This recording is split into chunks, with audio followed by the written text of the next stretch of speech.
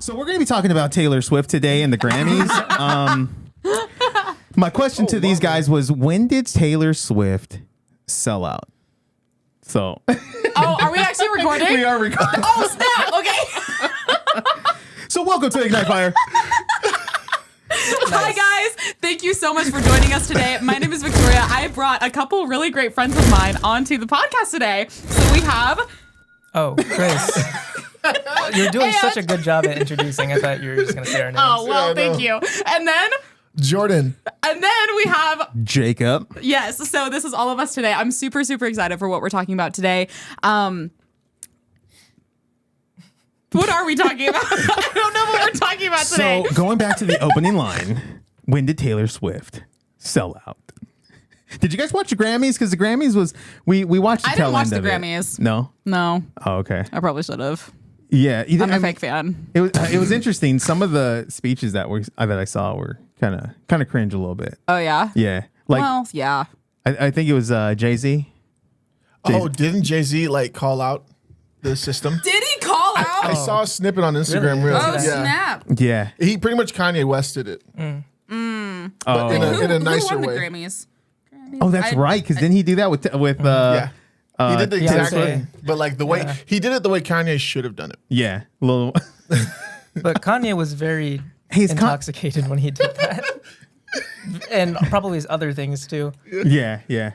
What's going on with Kanye? I thought I saw some stuff where he's, because he turned Christian, right? And then he was going all I don't know what happened with that Christian man. for a little bit. But is he getting in trouble right now? Is lot it of- recent that he got kicked out of Europe for some What? sexual stuff? Wait, Yeah. I didn't hear that. Oh, I just unless that was old. knew the other thing. Fill us in. Is that it? I don't know. Tell us, fill us in, like what you've heard. I just saw a post, and I don't know if it was old or if it was new, but she was going down under out in Europe, and there was pictures of it, and he was on a boat, and there was the Oh, headline I saw that picture. was that they got kicked out of Dang. whatever was going wherever they were at. Oh, rip. Well, yeah, I don't know what happened with that man. I've heard so many different things, different opinions, and it's just I don't keep up with any of that crap. I'm Yeah. forget it. I just know, want to know my stay in your Bible. lane, stay in Every your lane. 5 years, Kanye cycles. It's like a different Kanye every 5 years. So you just got to catch him at the right. at the right time. All I do know Gotta is catch 'em. this next album is going to be fire. You think so? Probably not holy, Okay, holy I was fire, gonna say. but it's going to be fire. It's going to Not burn the holy something. fire It's gonna of burn Jesus. It's going to burn something. That's funny. Okay, so what were we talking about? Taylor Swift and the Illuminati? Is that what we're saying? Oh no, I was Or- just saying when did Oh. I don't know. Cat Williams probably would be saying she's probably part of the Illuminati because every artist okay. that gets to a certain level of finances, I think that $50 million mark is when they sign and do some dirty. I know there's some that haven't, and they've come out publicly and gotten. Some of them are so big that they couldn't cancel them, so they have Who's to. Kelly Clarkson. You think so? Yeah, because She lost some weight. She talked to. She did. She looked. did. She looked. I was did. wondering because I remember when she was also on got American divorced. Idol. Oh, Yeah, which was She really lost- she's trying Yeah. to get ready for that new boo. Shoot. Summer's coming, baby. I don't know. Shoot. Get that Who summer knows? body right. The summer bod's coming. But also, I when you have that much money, you can. I feel like there's a lot of things you can do, even if That's true. if you just have money to spend on health. Yeah, Like, that's Totally. true. Yeah. Yeah. Yeah, Yeah, she's looking good. You can get a dietitian. What do you call it? Yeah. Dietitian? Nutritionist, yeah, Nutritionist. stuff like that. But yeah. But on that sure. topic, think of it. They tried to cancel Joe Rogan. They tried to cancel Oh, Elon yeah. Musk. What did Elon do? Oh, I'm going to buy Twitter then. Right. There's your platform. True. Sorry. True. Yeah. Keep that same Yeah. energy. Yeah. Yeah. Jordan and I were having a conversation maybe a month ago about the really demonic stuff that happens behind the music industry. And so we pulled up a bunch of different music videos from different artists that and should the be really something- demonic stuff. That's something to react to. Yeah, absolutely. We should do There's- that. There's some. But Is to, that in the to video? name I mean, drop, even the to name Grammys drop is a like little that. bit. It's in the Yeah. video. We watched a Billie Eilish music video. There were some rappers that we watched. It was intense. There's a video I showed her. It was equated. It related to my story. But Lil Uzi Vert was telling his fans "Oh, y'all mothers are going to hell right with me." Oh, you haven't came up? Well, you missed the rapture. All this other stuff. It's a whole thing. Which But we should make clear too, about Jordan's, history. Just yeah. if you want to share just like a little snippet, just so we're Snippet. kind of like understanding context. Let's cliff notes it. I won't go deep for time's sake because it's a very, very long story. But yeah, had a rough childhood, a lot of stuff happening. Hated the Lord, played football in Canada, came back, lost my scholarship because of drugs. Okay. Are you from Canada? No, I'm from Michigan. Oh, okay. But I grew up in Arizona, but I had a scholarship to go play football at University of Windsor, Southern Ontario. Shout out Windsor Lancers. They suck. But no bitterness there. no bitterness. No. I was just kidding. No, but they You can join me on my podcast on anger. Yeah. It's true. There you go. It's true. I still struggle. But I came back here, hated the Lord because I felt like football was the only thing I had. And I felt like God took it away. He didn't take it away. I just pretty much forfeited it. And he was trying to meet me where I was at this like my whole life. And I know now, but I didn't know then. Or at least I didn't want to know. And then so I got involved with this woman and we had a pretty bad breakup and that kind of broke me. And So the devil used her pretty in your much. life? Devil used her, devil used me. Oh, okay. Yeah. Devil for sure used me a lot, you know? And so we broke up. She messed me up. She knew how to get to me. And then I started following Satan. Yeah. Like, for real. And I didn't get into like the occult, but I wanted to. I was aiming for it. And long story short, I started getting into psychedelics, conjuring up spirits and all this stuff. And I won't go into those details either. Yeah. But it does. We'll have to do like a testimony series. You have to be on the That'd be testimony cool. series. Yeah. Let me know. I got you. But yeah, so I had a suicide attempt. Oh. And this part I will talk about. It's a little bit of a story, but one night I was with my buddy. He will remain nameless. But we took about 4 tabs of acid. Equal a gel tab, which equaled 4 tabs. And people What's like a normal amount to take? half a tab. Oh crap! If you're like, what? if I'm you do dying it, tonight. a whole tab is good if you really want to trip. But like 2 tabs, people are like, oh. But Okay. 4 tabs, like you're seeing colors. Like Yeah, running down the street dang. naked. It could go there. It depends on how you are mentally. If that's a deep desire or fear, it might happen. Oh Lord. Okay. Will Ferrell it. What movie was Yeah. that where he did that? I know what you're talking about. Where was that? I can't think of it now. Is this semi-pro? I forget. I can't remember. Will Ferrell's the Shout GOAT. out to Will He Ferrell. is the GOAT.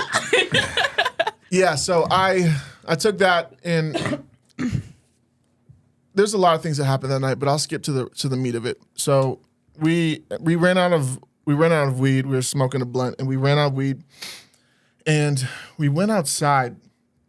And before we got into the car, like I had a moment with John and oops, said his name. We can bleep it out. Okay. I had a moment with him and he I was like talking to him. I felt like compassion for him because I felt like he was going through something. And I was like, hey man, like everything all right? And he looks at me and he's like, yeah, I'm fine. Are you okay? And I got this weird feeling. I was like, okay, cool. All right. And I kind of, it was like, because when you're on psychedelics, you feel the vibe. You can't really, your senses are heightened and you just know, like, you know. So I was like, okay, cool. And I gave him the vibe like, all right, I'm backing off. My bad. You know? So we went to the car and dang, it hits different when you're being recorded talking about it. Holy crap. We went to the car and we were pretty much on like the height of our trip, but we weren't like seeing anything. It was weird. We took a lot, but we were just chilling. And this like weird peace, this sense of peace entered the car and like the air was still. And me and him, like he was in the front seat and I was in the back and I look at him and like I'm just like looking at him and just like I felt like I was hearing his thoughts and I was responding to his thoughts and he was responding back. And we were responding and I forgot what we were talking about, but I responded like and I said it out loud. And he looks back at me and is like, and I'm like, bro, are you? And he's like, yeah. So you guys like tapped into the We spirit? tapped in. Wow. And when we realized that, like we looked at each other and we just start breaking down crying, saying, I love you, bro. I love you too, man. And then this spiritual, like, this spiritual climax in a way was like, it felt like our souls were being lifted out of our bodies. And like this, we were breaking through this like euphoria. And we were going up, and I was like, oh, this is my breakthrough, right? Like, this is it. You know, like, I wanted to sell my soul. Like, oh, it's about to happen, you know? And Oh, wow. and I was like going through. And then I felt this deep fear that of like trespass. And it was like dread. Like, it was like I saw a sliver of what was beyond that fool's gold vibe. And I broke out of the vibe, and I was like, yo. And he's like, what? I was like, I can't know, bro. And like, Interesting. I'm like, I gotta go out of the car and call my mom. And he grabs my hand and is like, no. And like, his eyes are pitch black. Whoa. And it was like a leech. It was like this leech demonic vibe. And I was like, I always thought demons were like misunderstood, but I saw it. It was like he was feeding off of my suffering. He was feeding off my pain. We talked about that, Ooh, remember? yeah. We did talk about this. Dang. And I go out of the car, like, I'm stronger than him. I was bigger than him. I go out of the car, fresh out of football. So, you don't know. It's like, big man. Yeah, let me flex Big man, on, you know what's up? flex on this guy real quick. You don't see it now, but I was like, back when I was trying. So I got out of the car, and like, I caught my breath. I've done psychedelics for a long time. I've tripped pretty hard for about 2 years consecutively, a year and a half consecutively. At the time, not currently. Not now. Not now. I don't need psychedelics anymore. I got the Lord. Amen. Jesus. Come on. But yeah, this was different. This was like, oh my Lord. Like, I messed up. And I just felt this big feeling of like, I'm in too deep. Wow. And I get in the car, and I hop in the car and I tell him, hey man, can you take me home? I'm tripping pretty bad. I don't know what's going on. And he looks at me and he's like, okay, bro. And he turns on Ty Dolla $ign Pineapples. And as soon as that song starts, I go behind my body. And like, I'm like watching my body like it's a movie. And I'm not in control. My body's reacting to the song. It's reacting to the music, and it's doing these things. And I'm seeing my life flash before my eyes. And in this moment, like, sorry. It's the Celsius. It's the Celsius. And it's like on the most biggest parts. It's like, hold on. But in this moment, you know how like we think singular? Like we can think of one thing at a time? Yeah. Except for women. I don't know about that one, folks. I can't multitask. I can't do that. Anyway, continue. Maybe not all, but most. I'm the exception, friends. Okay. There's giftings. That is not mine. Sure. Women could be thinking about things that happened 5 years ago and then things that are going to happen 5 years in the future at the same time. You know, They do have a good depthness I to won't it. deny that memory. one. That's fair. Okay. But Except for the fact that I'm literally Dory, but continue. You are Dory. You're wearing blue too. That's weird. Yeah. Oh, well, I should have a Let's yellow. unpack that. Why? Keep going, please. No, but Talk about your trauma, Victoria. Why are you Dory? I don't know. Side note. trauma. So, okay, we'll get back to it. So yeah, my mind gets like this, and I'm like receiving all this information at the same time, which I can't imagine it, so I can't really explain it. It's kind of outside of like the laws of physics here. And then I get pulled out of my body and pretty much tortured in every sense ever. And I got tortured in ways that I can't even imagine how you could get tortured. Wow. And it felt like a lifetime, but it was only 5 minutes. And I'm really going to skip over this a little bit because it's a lot of information. So I'm not going to go into that right now. But I saw my life in one of the visions I was seeing, which were at the same time. I remember seeing my life as one big joke. So at the time, Satan was trying to, I believe God was sovereign over this. And by sovereign, I mean, I think he was showing me where I was going. But Satan, being the perverter he is, he takes what God is doing and he tries to pervert the narrative left. And sorry, that was a political. Yeah, that was. I'm so I sorry. got that. I'm so sorry. I'm just going to let it slide. I'll be better. We love You political don't have comments to here on apologize IgniteFire. on this channel. There's no apologies here. Yeah, we Praise love God. political comments on this channel. We say so. if you want to be offended, be offended. Come on. And leave. Cool. Well, so I saw my life as just one big joke, and I was Satan in this. So in this vision, I was Satan, and actually, so crazy. this is what's saying. This is the narrative Satan fed me. Was this vision of me? It was me. It was like, it would be like, it was fast and slow at the same time. Let me remind you, this isn't like in the natural laws of physics. I'm in this like a different realm. It's like a spirit realm, and it just everything was different. So like what I'm explaining isn't in our physical Yeah. nature. Yeah. So I was seeing what I could comprehend from what I saw was like it stopped in certain areas while it kept going. Yeah, try to figure that out. It stopped in certain areas while it kept going, and I saw like myself at Sway in the morning getting interviewed. It was like this whole sell your soul like advertisement, but it's wow. and it was like this is my life and then hell,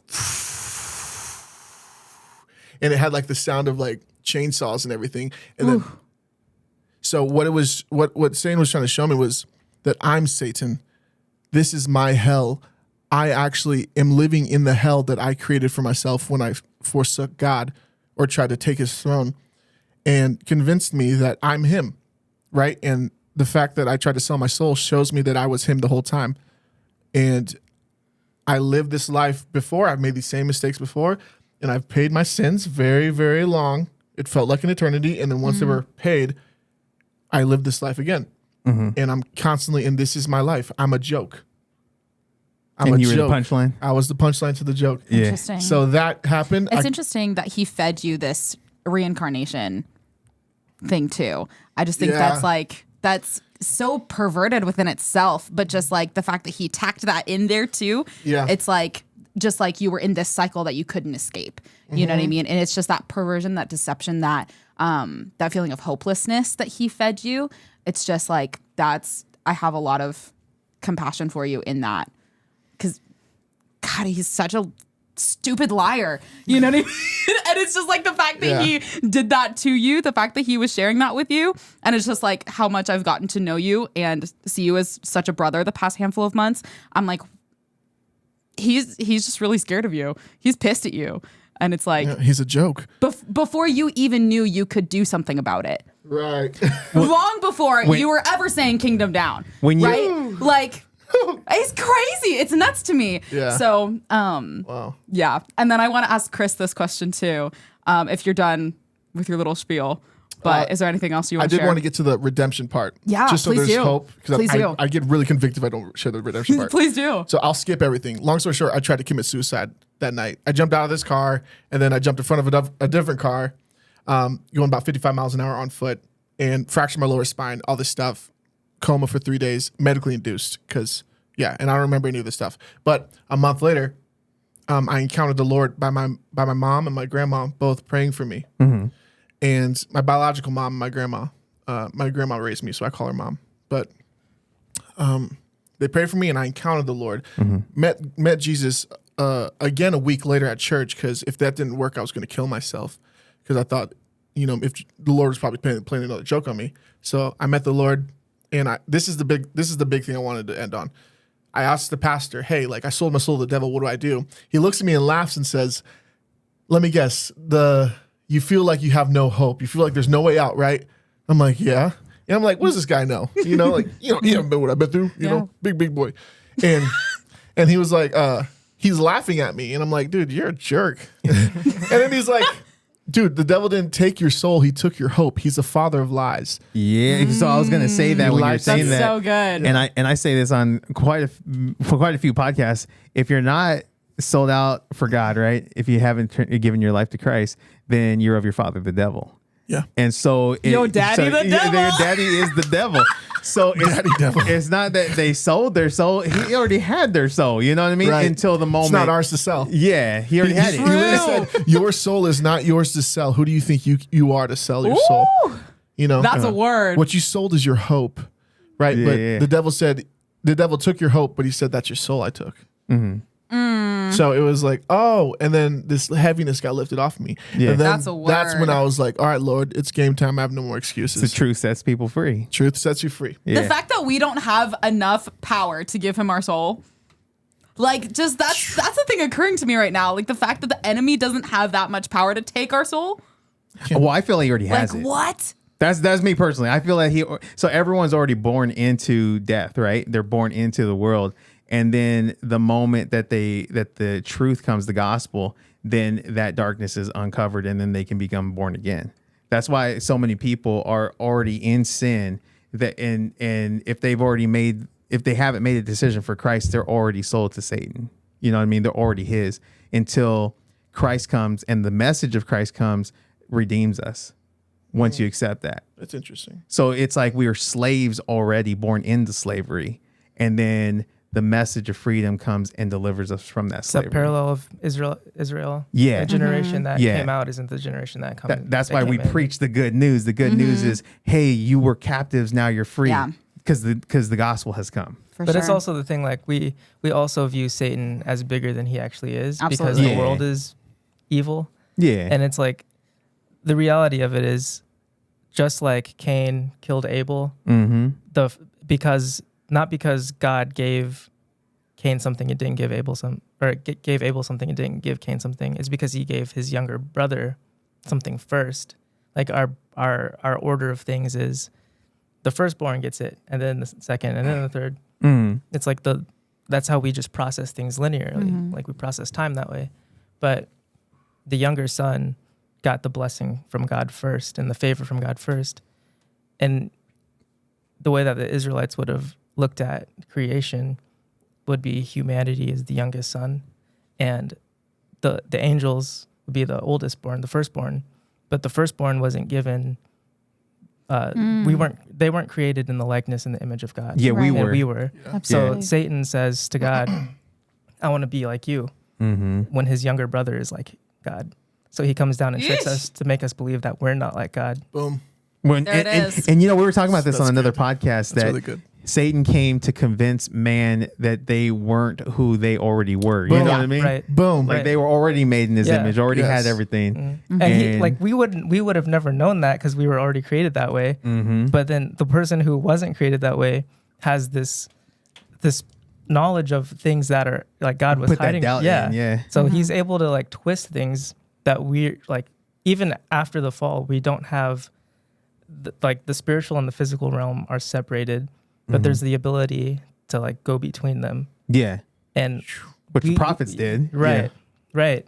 And it's like Satan, like he was the first person to like understand that he was created for this glorious purpose, but someone below him Was getting has- more glory. Right. than- Yeah. and like how like obviously sin is gonna like that's kind of like how I view sin entering, because almost every sin that or everything that happens in the Bible is like a imitation of the oldest or like a brother treating their younger brother or their older brother incorrectly because they feel like that's how justice should be, when in reality God doesn't have an order of things because he was crucified the same time that he was creating the world. So he's a sovereign God. He's a sovereign For the creator. foundation. He's the most powerful Dang. thing in existence, and he's getting spit on at the same time. Yeah. So he can't Wow. see. He can't For see sure. first or last. That's interesting. I feel like we're touching on beloved identity a lot. We are for So, sure. so this is like, I would say, as much as even like why we sin. So like in the fall, like you realize, or you mentioned, you know, like that Satan convinced us that we weren't who we already were. You know, you will be like God. Okay, couple lines back, we were made in the image of God and His likeness. So Absolutely. that alone, the fact that once we accept that, that's when it's conceiving sin, and then we bear the fruit of sin, which is ironic. We ate the fruit of sin, which was the fruit, right? It's so funny. Yeah. Shout out Apple with the fruit biting. But like after that, you know, Damon Thompson. Shout out Damon Thompson. He mentioned Love this. that guy. He mentioned this. He like we clothed ourselves. Right? And what did God still try to do? He's like, Adam, where are you? On our daily walk. Yeah. Yeah. Adam, where are you? Why are you hiding? He still wanted to go on the walk. He still want to go on the walk. And this is kind of the posture of the church. We are so ashamed. Shame is the reason why a lot of us struggle still. Yeah. Right? Imagine that we respected the blood for the power it was. And we stopped freaking out saying, oh, I'm taking advantage of the blood. No, God, if you were already born, you were never his from the start. Yeah. But like when you sin, imagine when you just sinned, the first thing you do is say, you know what, saying, you're right. Lord, I need you. God, I love you. Like David. Like, I'm not going to give you my whatever, usually my pornographic stuff. I'm not going to give you that right now. What I want to give you is just my heart. I can't give you this. I just performed it. I can't give it. Can you just change me with your love? Because a lot of the times, like it says, his love changes us. We're receiving a perverted form of love by diluting it with shame. Yeah. By diluting it with shame and like not receiving it. And then we don't change. But like, Yeah. he was ready to, he wants to commune with you in your sin. Imagine that. He's not impressed. While He's we not were still sinners. While we were still sinners, you know, and, you know, the religious person will say, oh, that's taking advantage of grace. It's in our human nature to take advantage of grace. Oh, let me camp out real quick on this. So check this out. So I was talking to somebody else about this, and you know how Satan uses the word of God. Yes. He's knows also using the word of God through the mouth of preachers. And I remember, and this is Christianese. I'll hear this a lot. Are we name dropping? We're not going to name drop because I think a lot of pastors use this. So one of the things that. Shout out. Yeah, shout out to the dog in the house. We love you, Sabi. He's a cutie, bro. Dude, I love that dog. If the Bible says The Bible says. in Jeremiah says that the heart is incredibly wicked. Who can trust it, right? Yeah. But nobody talks about when Jeremiah also prophesied after that God would come and redeem us, and he would take that heart that we couldn't trust and turn it from a heart of stone into a heart of flesh, and he would put his law upon it. Yeah. But as a Christian, it says all things have passed away, all things have become new, right? But then that same preacher will say, hey, you can't trust your heart because it's incredibly wicked. Wow. Wait a minute. Wow. You're identifying with your old nature before Christ came to redeem you. And then now you're saying you can't trust the heart that God remade in you. It's not your heart that you can't trust. It's your mind, because your mind needs to be removed. That's where renewing your mind needs to come in. Because that's the flesh versus the spirit. Like your flesh is gonna desire sin, but you're convicted that that's wrong. Yeah, that's not your heart. It's your heart telling you to do the right thing. The wickedness isn't coming out of the nature of Christ in you. It's coming from the mind and the thoughts that Satan's been feeding you your whole life. Shoot. No, that's like what you're saying. Like you come into agreement with what's in your mind before you do with your heart, because we're so impulsive. Like we're the majority of our life we spend not in the will of God. So we're so used to agreeing with our flesh. True. It's so much harder to agree with something that we're even convicted about when our muscles are so used to agreeing with the mind. Totally. Oh yeah. So it's like you can't. It's harder to come into agreement with the truth. Yeah. And people will identify with their thoughts that are against the word of God. You know what I mean? Wow. So check this out. God is spirit, right? And he communes with us spirit to spirit. So he's not communicating with our thoughts or our mind. He's communicating with us with the part in us that reflects him. Yeah. Because he sees his image in us. Right. So out of the heart comes the goodness of God. And that's why it says the kingdom of God is in you. So look inside this new recreated spirit that is inside me, and it'll be different than what my mind's saying. I have a hot topic, and you guys may or may not agree with this. But I'm not even a fan of saying I'm a sinner saved by grace. Nope. I was a sinner. I am a son saved by grace. Yeah. I've been adopted. And that's the same thing. Like, don't identify and don't, you know what I mean? Because then we look at like, I remember the first like church I went to is like, we always asked for forgiveness. Like it was a subscription service. Like, oh Lord, forgive me. Okay. Didn't you ask him like last week? His blood is eternal. Yeah. Like you want to be forgiven again? I don't understand that. Doesn't he? His blood wasn't enough for you? Right. Isn't it past and future? Past, present, future. Yeah. So like, why are we treating it like a subscription service? Right. It's like we live in a desert, so we can see mountains all the time. Yeah. And you can think about like the Israelites sacrificing. Like, imagine hiking Camelback with a cow on your back, Mm-hmm. and Oh then gosh. you do that. Wouldn't be moving very far. Right. Yeah, you won't get far. Am I the cow on your back? It's like 2 tons. Like, I can barely climb the mountain by myself. I'm going to But Chick-fil-A after this. You go up this mountain. Go up this mountain with a cow to sacrifice. Yeah. And then you get there, and then you kill it to sacrifice for all the sin you did that week. Yeah. And then the next week do the same thing. It's your weekly routine. You like, could have what? you could have just stayed at home yeah. and the same thing. Like encounter with Yeah. God. And it's like we still have the idea of going up the mountain for the forgiveness of our sins rather than actually just being with God. I wonder if a lot of ministry leaders do that with just like going up on the platform and worship leading or preaching, and then that's their hiking up the mountain with the cow. Yeah, a lot of them are performers. Yeah. You know what I mean? They're performing. So I wonder if that's, I don't know. That just kind of popped into my head. Yeah. Anyway, what were you going to say, Jacob? Oh man, it was something that you were talking about, and it was dang, my mind went blank for a second. So Christians, you're like, and you said it too. I don't identify as a sinner saved by grace. I was a sinner, right? So why do Christians still continue to sin and look down on themselves? And it's because they don't understand who their identity really is. Come on. Right. It's an identity issue. So it all comes down to identity. Yes. My sins, past, present, and future, have been forgiven, but because I am still identifying with the thoughts that I have, I feel that I'm evil still. Absolutely. Right. And so the Bible says, all have sinned, right? But once that spirit has become born again, our spirit within us is no longer unholy. It's holy, it's righteous, it's pure. It can never again sin. Yeah.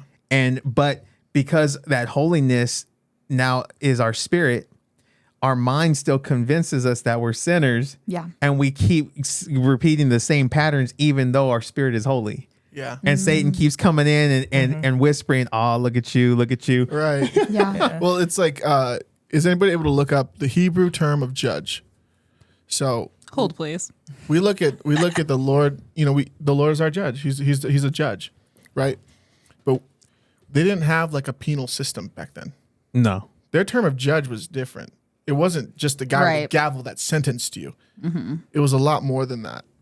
Whenever you get it, it's a lot more than that. Yeah, yeah. Yeah.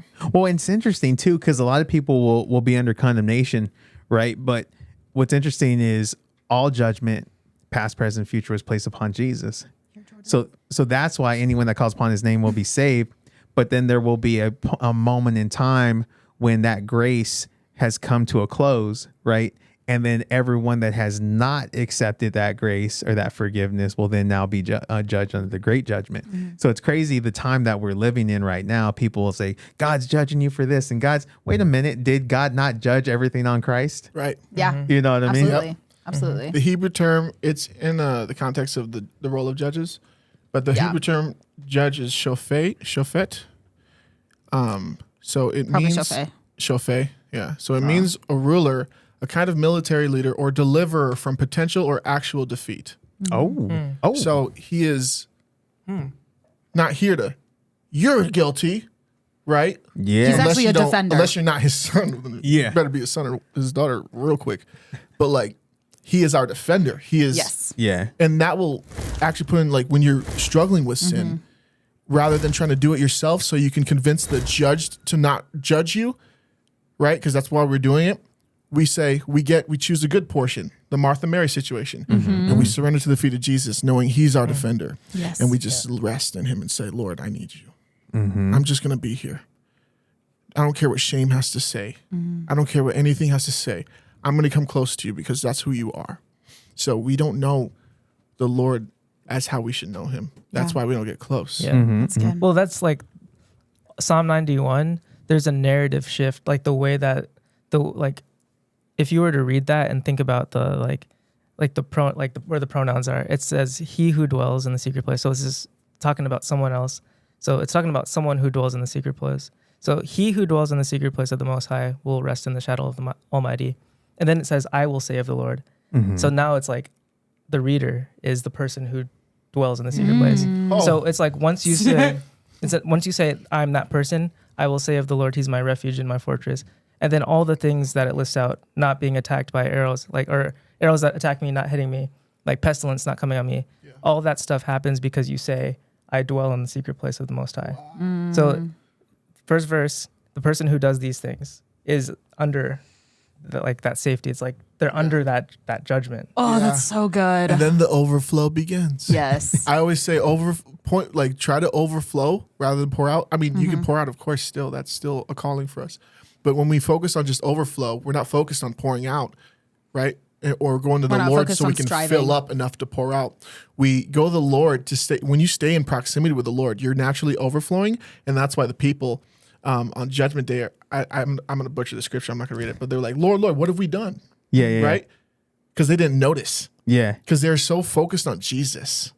Right? And they're just overflowing. And when you overflow, that means the Lord is the only one ministering. Yeah. Well, talking about overflow, I don't believe we have to be filled up. Ooh. I don't believe we have to be filled up. That's good. Let's hear it. I believe that in us is a spring that's always flowing. That's good. But our like think of a hose that's turned on, it's flowing, right? Right. But the moment my thoughts think contrary than the word says, it starts to clamp the hose. Yeah. And now that which is already that which is already in me can't come out. Right. Wow. So and my thoughts so it comes back to those thoughts. My thoughts deceive me, thinking I have to strive to get into the secret place. Oh. I have something to share on this. That's so good. He's like So there was a phrase that the Lord dropped on me, and it says, "Where He is, I am." And so who am I? I am that I am in Him. Wow. I can never be separated from Him. Yeah. Where can I go from your spirit? Oh, that's so good. Okay. Talking about the striving to get to the secret place, I was experiencing this a lot, like the last few months of 2023. I was talking to Jordan about this like a month ago. I was like, I was being very consistent. I was like, I'm reading my word every day. Like I'm spending time with the Lord every day. Like I'm doing all this stuff. But there was like a block. There was just a stronghold somewhere. And I was like, what's happening here? Like, this is not the Jesus I know. Like what's going on? And so, but I was just so hungry for more. You know what I mean? Like I was just being unmet in a way. You know what I mean? And so, I'm working on a song with Jordan, and we start talking about like the whole demonic things in the music industry. We got to the Illuminati videos. There's so many. For real. It was such a rabbit trail. But then continuing the rabbit trail, we started talking about this beloved identity situation. And then I was explaining to him how I felt like I was in such this funk of like, okay, the Lord's not meeting me. Like, I don't know what's going on here, but He's not meeting me. And I'm confused. Like, I'm trying, I'm striving, I'm seeking His face, you know what I mean? But He's not coming to where I'm at. And so then Jordan calls a guy, and I'm explaining this to him. And he was like, Victoria, I think the Lord's meeting you now, because as he was ministering to me, like I was just, like my heart was just being poured into in such a way. I was crying. I was like, I've felt the presence of the Lord in such a way that I hadn't felt for the past few months, right? Yeah. And so I was explaining this to this guy over the phone, and he was like, Victoria, I think the Lord's meeting you in this place right now because He wanted to let you know that His presence has nothing to do with your striving. His meeting you has nothing to do with what you're doing. Yeah. It's just you. We base it on feeling. Yeah. And our feelings will lie to us. Yeah. You know, Absolutely. What you're saying right now reminds me of a play that I saw about King David. And what's crazy, because you know how King David would spend time with the Lord in the field, right? And in the play, it showed David playing his harp, and God was standing there. You could see him in white, and He's just standing there, and He's like, "Oh, thank you, David, for and all this stuff, right?" And then it goes into where David goes to fight Goliath, and the Lord's still standing there with him, and then he is the king now, and he's looking out of his balcony, and he sees Bathsheba, And the Lord's right there, and he's like, no, David, look at me. Look at me. And David just keeps turning away from him. And the Lord's speaking to him. He's right there. Yeah. And then, after he sins, and David's on the floor and he's crying, God, where are you? Where are you? And the Lord's right there, and he's like, I'm right here. He's like, why can't you see me, David? And it's like through the whole play, God never left him. He was right there with him the whole time. He just couldn't see him or sense him. Yeah, absolutely. That's so good. Well, I wanted to ask, is this one getting too long? Should we cut this? I wanted to ask Chris a question. We're at 40 minutes. We can. Let's just keep rolling. It's fine. Keep rolling. So, Chris, I kind of want to ask you a similar question because I've known you for a few years, but I didn't really know this about you, just like your understanding of spiritual warfare and the way that you've kind of walked with the Lord through just whatever it is. Like, I don't know that much about you, I'm realizing. So, can you kind of share a little bit about like your experience with the Lord in spiritual warfare with your worship and just your songwriting and stuff like that? Yeah. It's actually, it goes back farther than I thought it did.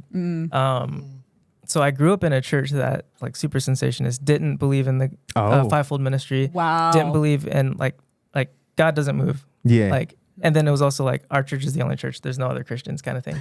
And when I was I was like born into that church. My parents were part of that. They met there, and then. But my mom was always prophetic. She always had dreams and they would come true. Oh, wow. Like crazy dreams. She would always have feelings, always have like spiritual attacks. So while I'm like in this church learning about the Bible, theology is this way. I'm also experiencing a mom who is like, all this stuff is happening. So I'm like, okay, the spiritual stuff is weird. Tongues is weird. I don't know what any of that stuff is, but I'm seeing this stuff happen. And I also I've always been able to hear God. I would get wisdom about, like, I'm talking like when I was in like first, second, third grade, I would get like wisdom on people's like marriage, and then like my parents and like I was very independent because my parents were like, he can raise himself. Kind of thing. Good luck. I see it. I see it. So I had a lot of responsibility over myself because of that kind of wisdom. And I like remember fourth grade, just like sitting in my room playing, like laying in my bed playing, just reading something. And then all of a sudden I was on the floor. My entire bedroom and hallway was lit up, and there was like the figure of a body just standing right there. And I just remember like looking at it, and I wasn't like afraid, but it's like that feeling of you don't know what to do. And like I'm from Chicago. I've been like held up at gunpoint, and I've never been like, I'm scared. And I've never had like a fear, like a moment of like fear like that. And then, but it was like this moment of like glory and awe and fear, but also like what in the world is going on? And then all of a sudden I'm just transported. I'm in my bed. Oh, dang. And I was like, Wow. So it wasn't a dream because I wasn't sleeping. It was in the middle of the day, like middle of the afternoon. And so I was just like, and then I look up and there's this painting that's always been on my room of a little boy praying over his bed and an angel standing behind him. And I was like, well, that's funny. And then just moved on with my day. Never think about it again. Got your Cheerios. That's the most Chris thing I've ever heard. And I was like, oh, all right. So true. Yeah. So I just go on the rest of my life. And like growing up in this church where all those things are dead, but like seeing them on the side. Yeah. And then experiencing God in ways that isn't being taught. So I'm like having conversations with adults about things that they're like not able to comprehend, or like because they don't even believe in those things, or they're like, we don't talk about those things. And then by the time I've been doing music since I was 2. I've been like performing and winning awards since I was like 3 years old. Flipping phenomenal. So oh my gosh. So we're gonna have to have you For real. come and drop That's some. what I'm saying. It's cracked. Literally. So like from very early age, I was like playing music. And then so by the time I got to high school, I kind of, that's when my like relationship with God really started. I was like desiring that relationship, and I started leading worship. I was always like playing drums or guitar like every week at church, but then I started leading worship, and I ended up seeing this entire church of people that didn't worship that way or didn't read scripture and understand those things, and saw a breakthrough. Like they were breaking through in ways that I hadn't even break through. Yeah. Bro, you're telling me you were an agent of revival and you had no idea. Yeah. That is crazy. And like leadership was like getting mad at me and all that stuff. So that's crazy. Yeah, and it's like it's crazy. Yeah, it is crazy because Wow. all that stuff was happening, and I was just like, from my perspective, I was just like, well, this is just what we're supposed to do. I wasn't like, we need to change ministry. I was like, this is just a part of it. And I think Wow. that's like a big thing. We're always like, we see something so wrong with good. ministry, and we're like, we need to change this. And it's like, it's not about changing the thing that's wrong. It's about making sure that the thing that we're supposed to do is there. Because then if you start doing the right things, the wrong things will just dissipate. Boom. Yeah. And it's like, if you True. focus on not doing the wrong things, then you're not focusing on doing the right things. Yeah. You're just Yeah. focusing on something that you're not Yep. supposed to. That's so good. That's So- how you deal with sin. yeah. Ooh. And so in like me in high school, not in a staff position, just volunteering, leading worship. I saw literal, like we did a service where everyone was sitting in a circle and like the beginning, I didn't even start this thing. Someone else was like, let's run around the room and dance and sing. Dude. And like, this is a church where I went to a church camp and the girl sitting next to me put my hand down when I raised my hand. And then They say, you trying to be that charismatic? Right. Pentecostal? And no, this other guy, we get into the service and like, we're just going to worship today. They're like, okay, you can do whatever you want for the service. And then Wow. someone else was like, let's run around the room and like dance and sing. Yeah. I was like, that's crazy. So like, I saw more breakthrough in that like confined kind of religious environment because I was focused on just doing what God told me to do and just sharing it, not forcing it, but sharing it. I saw that's more good. breakthrough there than I have in places where it's like charismatic and they're open to everything, Dang. but Wow. they're still holding on to something tightly. That's And it's convicting. like when you're focused on let go, and it's just and so I'm realizing like now that that spiritual warfare, like after meeting him, we've had encounters together, which We had we should talk about that because I want you to talk about it. okay, It was an encounter in the car. So I had he'll go into it, but I had a couple songs that I'm not able to delete. And one of them I made when I was severely demonically influenced. Oh, dang. And I had this feeling in my spirit. I felt in this when we were living together, what, a year and a half ago? Yeah, about that long ago. And I was going through a season where I just felt misunderstood. Not that people didn't understand me, but that there's just like no one that can really feel what I'm no going one through. can. You can tell your story. You can be as graphic as possible. And I Like can no tell one you- could feel what you felt. Yeah, Yeah. because I'm telling you, pretty crazy. Oh, I'm brought on my body, like something seriously. Like I felt this, like there's something serious that I actually went through, and it's hard to like get that across someone. Absolutely. Usually they get it, but they don't get it, and that's okay. But like at the same time, I'm like, oh, I wish somebody understood. Absolutely. And I had this feeling in the car. We were driving back from a worship night in Tucson, and I was like, I just want y'all to feel me. Like I just like really wanted to be felt. So So you shared the song? I shared the bad song, and Chris, you can take it away.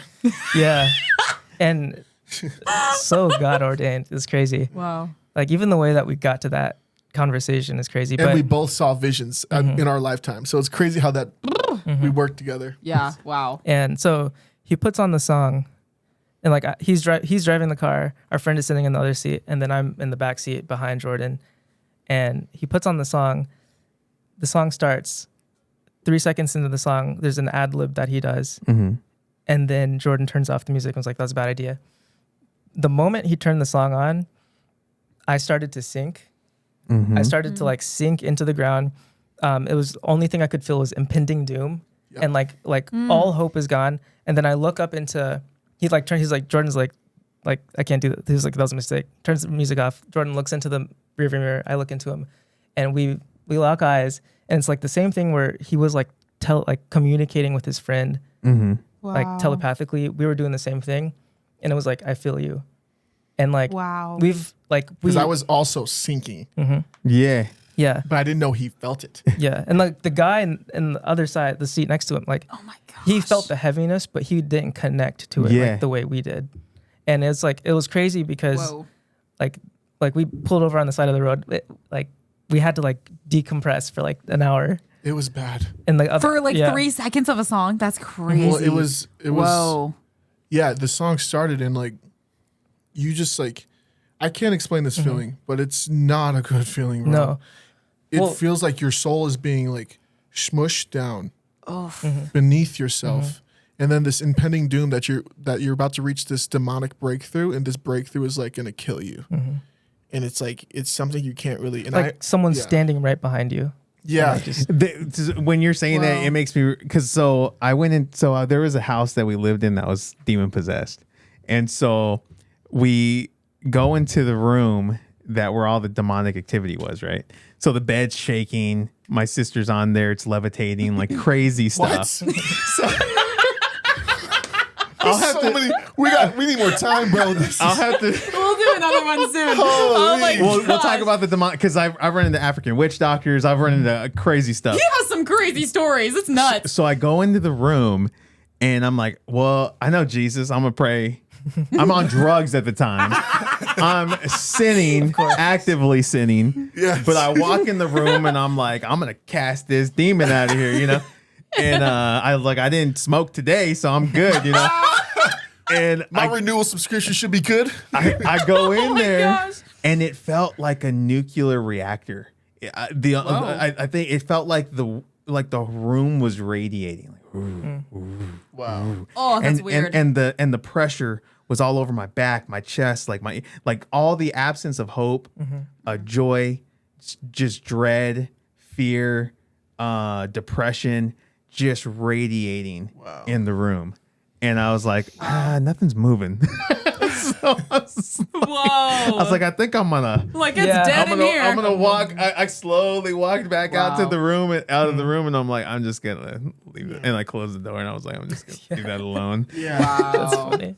Oh my Lord. Dang. No, That's but intense. so I like that happens. That moment happens, and I've like had moments of oppression in my past. Yeah, But this was like heavy. Like something has never like moved me like that before. like a sinking feeling. Right. And then so a couple of weeks later, I'm at my friend's house, and like watching his kids while they're at a date, and his little kid says something, and the moment he says it, like the other adult that was there, pauses the movie. We're watching Tarzan, pauses the movie, and like she's like she knows all about the spiritual stuff, so she sensed it too, and I sensed it.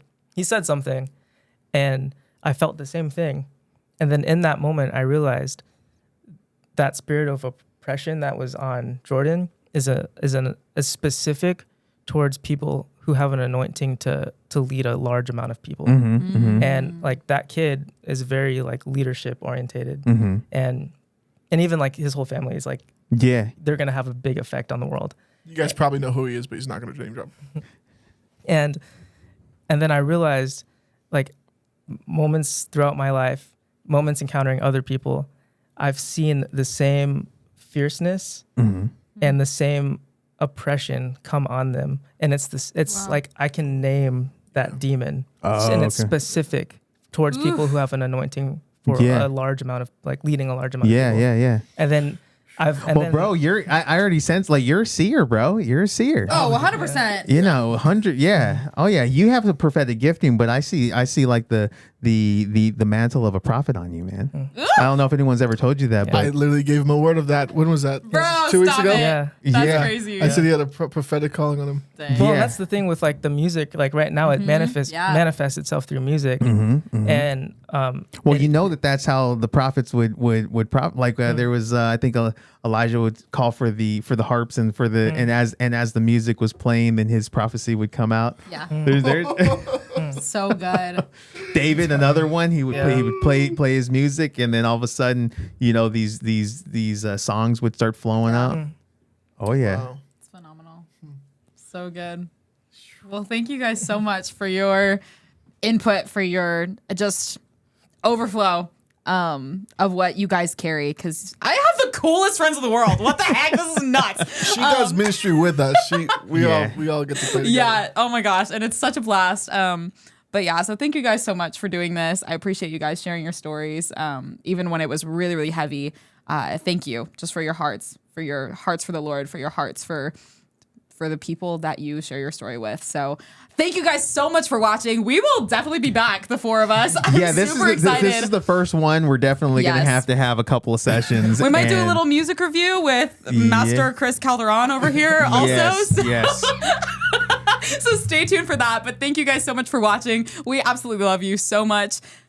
And yeah, we'll see you in the next one. Later.